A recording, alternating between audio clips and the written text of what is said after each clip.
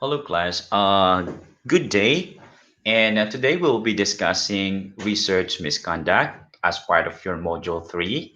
And this is important because you are now making your own thesis and research study. So this is essential for you to understand the don't and the do's when you are making a research study. And of course, obviously, our topic is research misconduct. Federal law on research misconduct, public concern over research misconduct, initially arose in the early 1980s. At that time, research institutions sometimes ignored or covered up potential misconduct problems rather than investigate them. So, in December 2000, the Office of Science and Technology Policy adopted a federal policy on research misconduct. So, there are a lot of reasons why we need to understand the research misconduct and for some reason. So, what are the purpose of research misconduct policies? First, we have to establish definitions for research misconduct, outline procedures for reporting and investigating misconduct, and of course, provide protection for whistleblower and person accused of misconduct. So, if you're going to ask me, sir, why do we need to protect these whistleblowers?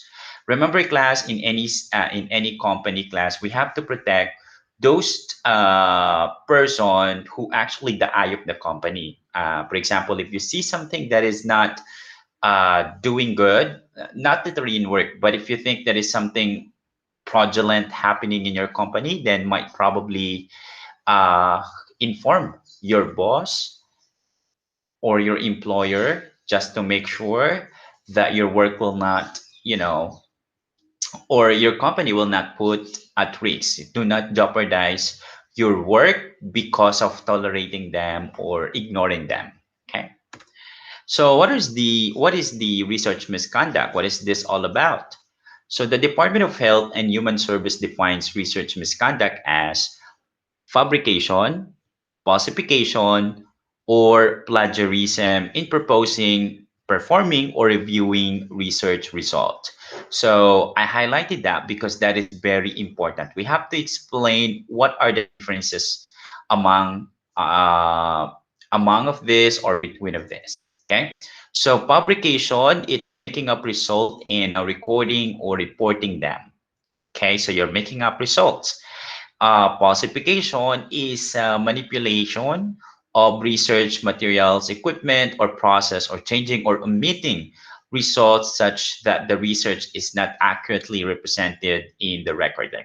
Like, for example, if you are conducting your survey, for instance, just to make sure that you meet the standard numbers of your respondent, then you will just add it without doing it without even performing it um, in the right way. Like, for example, you need to have a survey, but you are the one who answering your survey. So there is no, where is the essence of your research if you are the one who are just manipulating it or doing it by yourself just to meet your standard, just to meet your objective. Okay. So, plagiarism is also included here, the appropriation of another's ideas, processes, result, or words without giving proper credit. You know what, class?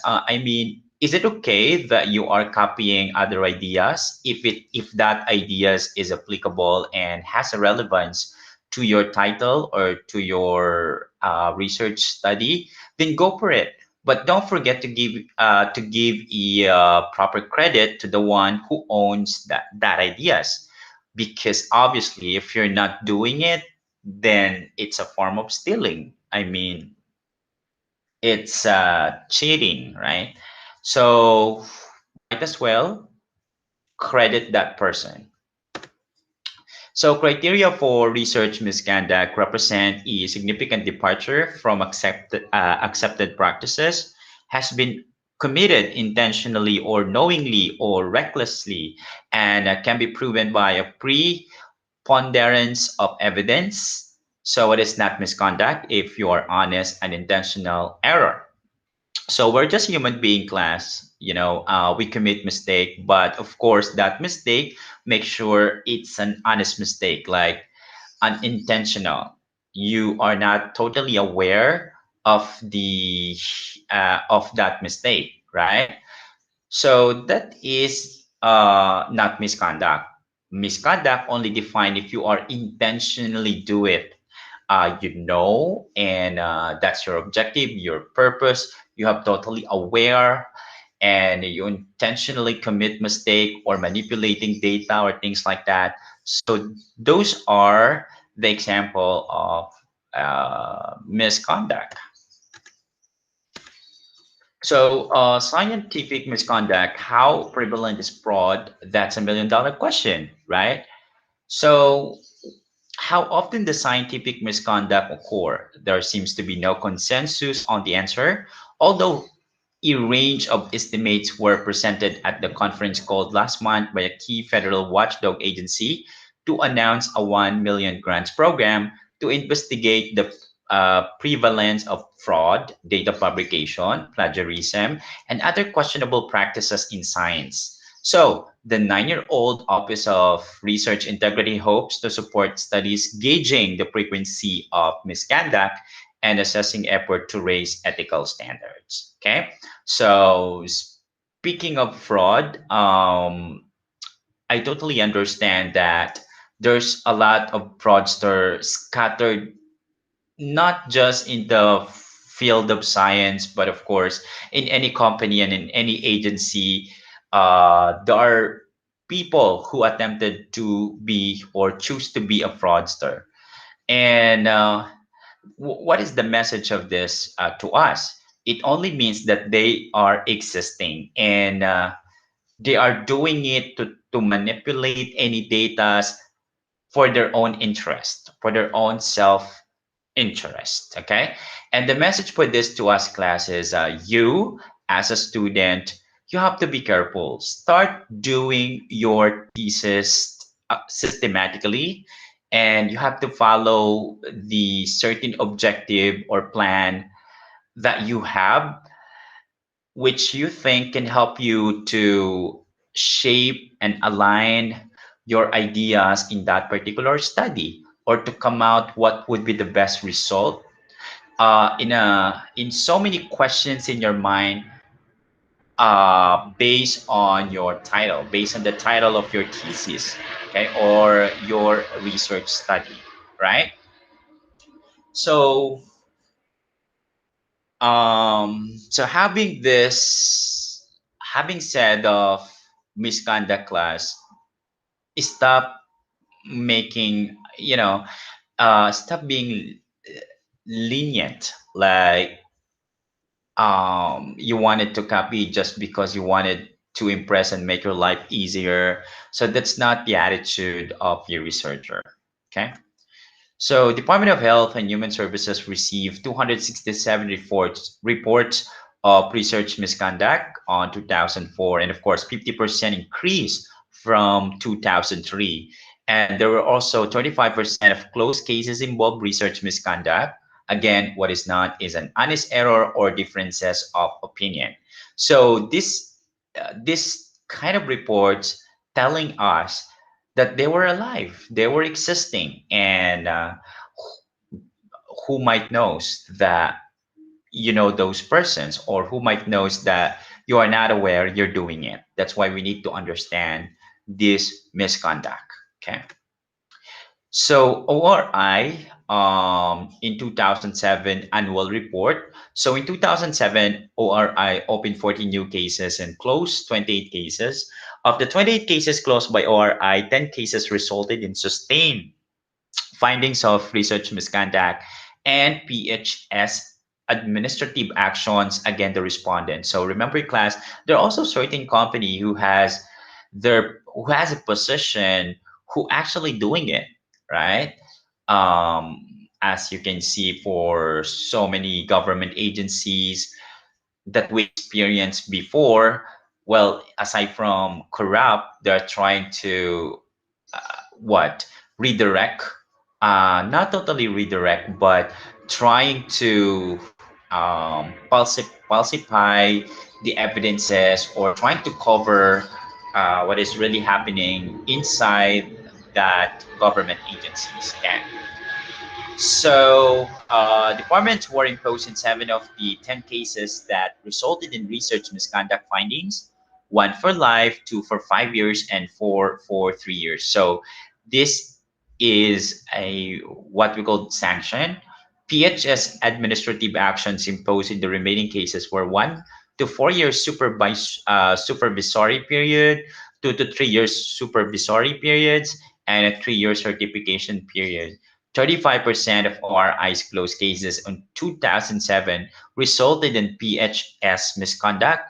There is an historical average of about 33% of cases are found to be misconduct. So now we understand how important the research is all about. So avoid doing misconduct. Make sure that you have to do the right process. Okay, because that's the only way for you to come up with the right result. It doesn't matter what would be the outcome as long as you follow the steps, because at the end of the day that result will actually give you a what, a signal, or a signal if you're going to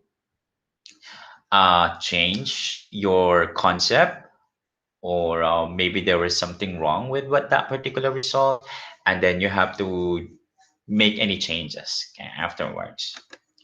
So yeah, this is just a sorbet sample.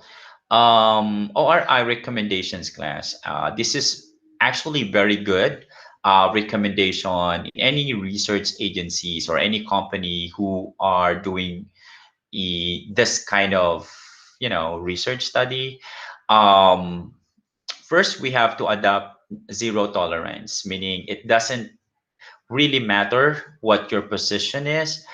If you commit mistake, then nobody's above the law. Okay, so that is zero tolerance. You're not tolerating any person in your company to do any harmful or any misconduct that will definitely put the company name at risk. And of course, there is there's no exemption at all, no matter what your position in a certain company. Okay, there is no immunity for that. And of course, protect whistleblowers. If someone really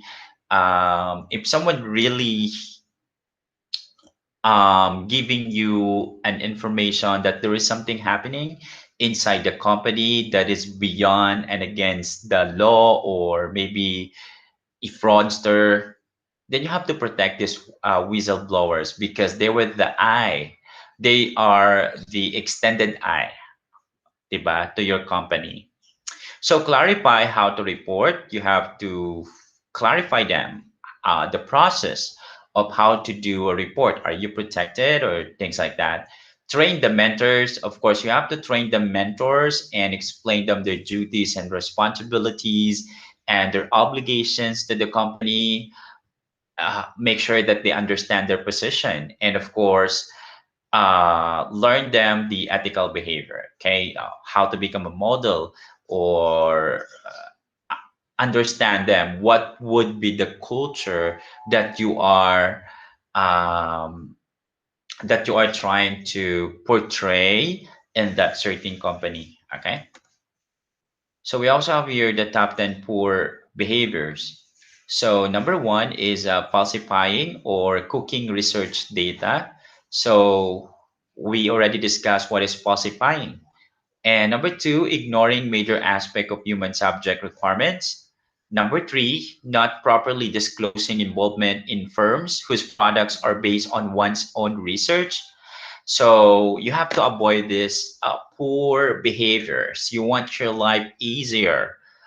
Research is not that easy. You have to enjoy it, but at the same time, you have to what? To make yourself serious in conducting your or performing your research. Relationship with students, research subjects, or clients that may be interpreted as questionable, like do not um, do not put yourself in a situation where nobody believe what you are saying or there's a questionable about you, because no matter how good you are, if you are associated or have a relationship with within within within your boss or within a researcher, things like that, well, there is a questions regarding the integrity of your work. So make sure that you have to avoid it. Okay. Using another ideas without obtaining permission or giving due credit, an authorized use of confidential information in connection with one's own research. Well, an unauthorized, that means not allowed. Failing to present data that contradict one's own previous research, and also circumventing certain minor aspect of human subject requirements. And nine, overlooking other use of flawed data or questionable interpretation of data. And number 10, changing the design methodology or result of a study in response to pressure from a funding source. So that's a form of falsification. Other behavior class that we have to consider is publishing the same data or result in two or more publications, inappropriately assigning authorship credit, withholding details of methodology or result in papers or proposal, and using an adequate or inappropriate research design, and then dropping observation or data points from analysis based on a gut feeling that they were inaccurate. Okay, so if you are just like have a gut feeling like hinala, then of course it's not the good basis at all. In an adequate record keeping related to a research project. So why does misconduct happen? Well, there are so many reasons, but the rest of but most of them are publish or perish pressure. Maybe you are just pressured and you wanted to publish as early as possible, and what desire to get ahead. Yeah, and personal problems, character issues, cultural differences. So these are the reason why there is a misconduct, right? Sometimes you wanted to make up job early without a plan or a time management or timetable for that.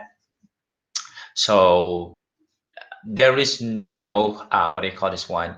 Your there is your research cannot be justifiable in the amount of in the amount of time that you just put it in there. Like what I am trying to say here, class, is I mean, if you um, if your objective is just to pass it as early as possible, then there is a problem with that. Okay, make sure, class, that if you do it fast, make sure that it's undergone with the right process. There is a timetable for that. There is a time that you have to meet in order to achieve whatever needs to be accomplished in your research study. Okay. So scientific misconduct scandal shaking Chinese science. So according to Lu Yongxiang, president of the Chinese Academy of Sciences, too many incentives have blurred the reasons for doing science in some people's minds. And Ministry of Education spokesperson Wang Shuming, uh, though it is difficult to ascertain the number of misconduct cases, the negative impact of these cases should not be underestimated. Never underestimated for that, class, because misconduct is really bad behavior and it's not really healthy, especially if you are working in the field of medicine or in the field of science. So make sure that you have this strong-willed interest and passionate about what you're doing. And patience is also really matter here, okay? Because if you don't have that kind of patience of repeating to make your research perfect, then therefore I think researcher is not for you. How is misconduct identified? Suspected and reported by a colleague, failure to confirm research result by own laboratory. So these are the how to identify this misconduct. Okay. So institutional procedures required to qualify for PHS funding. We have the designation of an individual authorized to receive and investigate allegation of misconduct. And we also have provision for an initial inquiry to determine if allegations have merit. Okay. So provisions for a formal investigation to determine the truth of the allegations and the designation of an individual authorized to adjudicate the conclusions of the investigation and impose administrative action to redress the misconduct or to vindicate the person's charge. So provision for reporting the finding to ORI.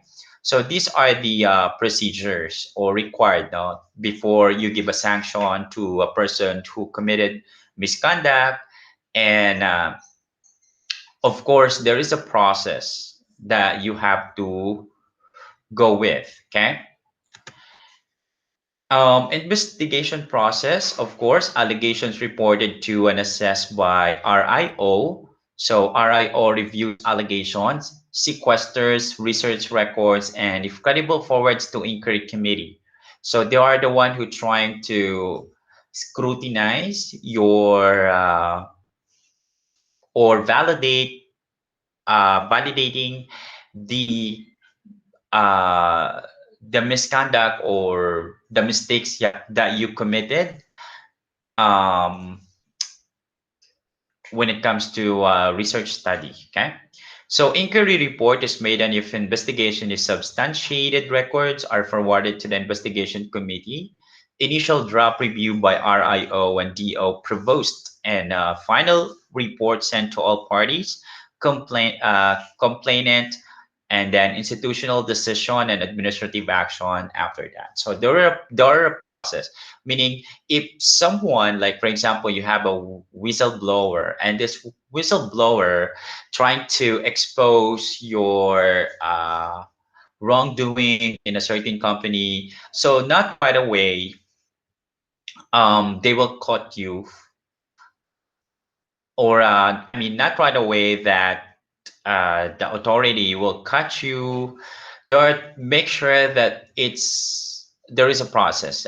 They're investigating you, or they're trying to observe you first, and then once they have an evidences, then there there is now a reason for you to undergo with the formal investigation, and then afterwards, once once it happened, then of course there is a process, investigation process. And consequences, if misconduct is substantiated, these are the consequences.